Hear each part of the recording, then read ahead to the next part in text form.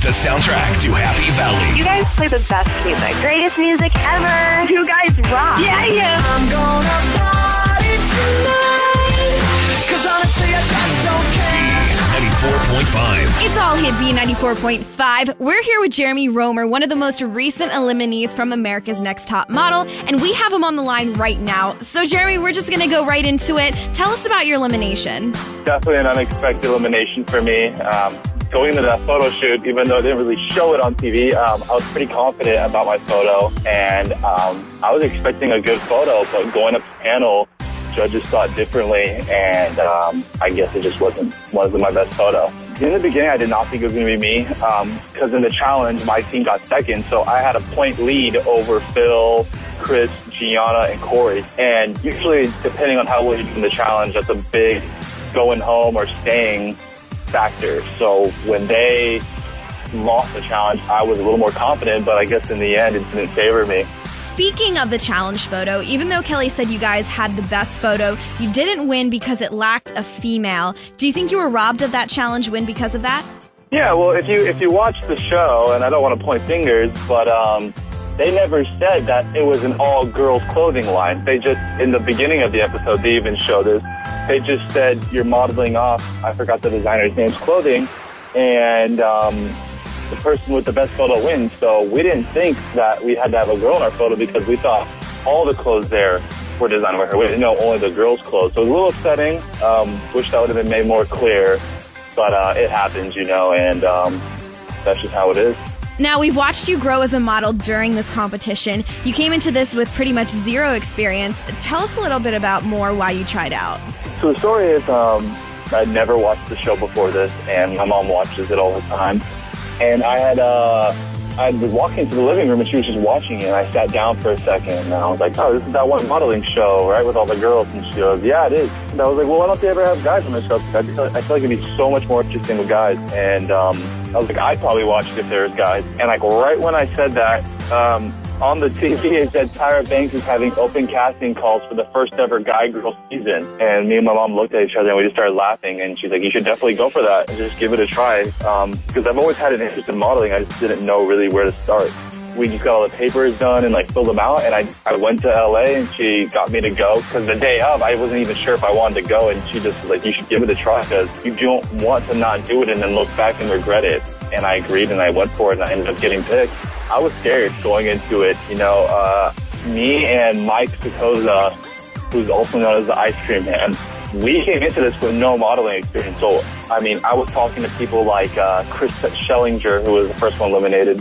But he had modeling. He's been modeling since he was like 16. I think he was 22 now. And then there's like Jourdan, who, even though she was only 19, she had been modeling since she was like 16 or 15. And all these people had at least a year to 4 years of modeling, where me and Mike had not even ever once tried to pose in front of a camera. So I was scared, but everyone was super kind, and if I asked for any advice, they all were willing to help me out. And you know, everyone was very I don't know, everyone was very open and nice towards each other. So that's something I wasn't expecting, is that everyone would just be loving towards each other so much. The show made you appear as if you immediately latched onto Jourdan. Was this because you, as an inexperienced model, wanted to learn more from her, or more so because you had a little crush on her?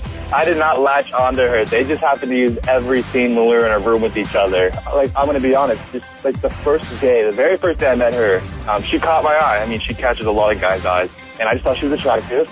But, like, literally, when I sat down and talked to her, and first thing she says is, I have a boyfriend, I'm just like, okay, I'm going to back off. End of story. Became friends, and they kind of just, well, it's actually her fault, but she made it look like a lot more than it was in the jacuzzi in the very first episode when it's me, Corey, and her were all hanging out.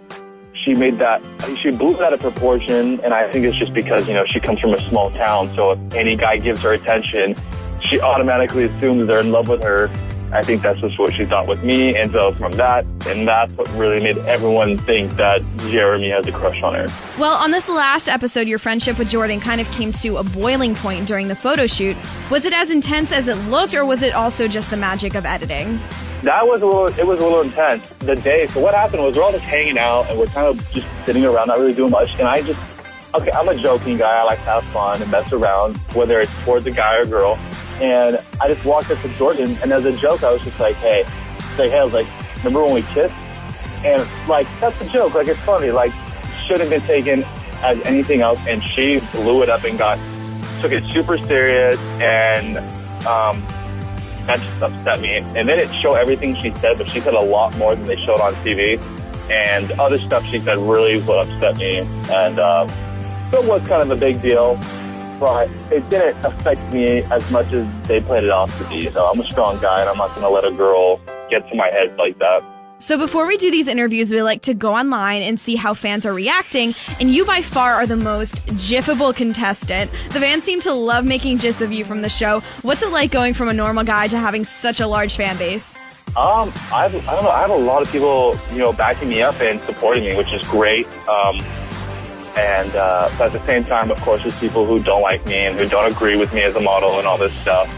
But the thing I thought was the funniest that I tell a lot of people is even the people who like me, the people who don't, the people who hate me, everybody, they all agreed that the photo I got eliminated on was not the worst photo, and they actually all liked the photo a lot. So it's funny how everyone came together in that photo and agreed that it was actually a decent photo at least. But yeah, it's funny, people making all these GIFs of me like dancing around, taking off my shirt, like the intimate moments of me and Jourdan, all this stuff. It's hilarious. I got a nice laugh out of it. Like the first day I got home from the show, my mind kind of just blew up because I took an entire day and read every single thing anyone posted about me. But I just realized that I'm gonna literally go brain dead if I do that every day. So I don't look into it too much. I don't read into it too much. I like to look at the GIFs people send me. I think those are great. People can keep making those. But yeah, I mean, everyone has their opinion online, and if I let everyone's opinion get to me, that's only gonna harm me. So I don't really look into it too much, but every now and then I'll take a peek and see what people have to say. You said that your fans have been sending you GIFs and photos. For those who don't have it already, what's the best way for them to follow your career? Yeah, so I'm a big Twitter and Instagram guy.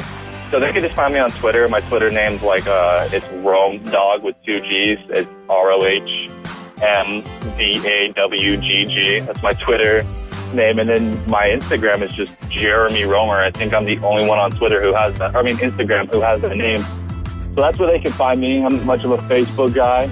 I have my own private account, but I rarely go on that. And I probably should make a fan page, but I'll get around to that. But yeah, Twitter and Instagram are definitely the places they can find me. And before you go, we have to know, what route do you think your career is going to go now that the show is over? No, yeah, I'm definitely going to pursue modeling. I love everything about modeling, the people, just the clothing, everything. So I'm definitely going to make some moves out to LA and just hopefully pursue a career in it and see where this all takes me. Thank you so much for joining us, Jeremy. We wish you the best of luck for your future. Yeah, thank you so much. It was great talking to you.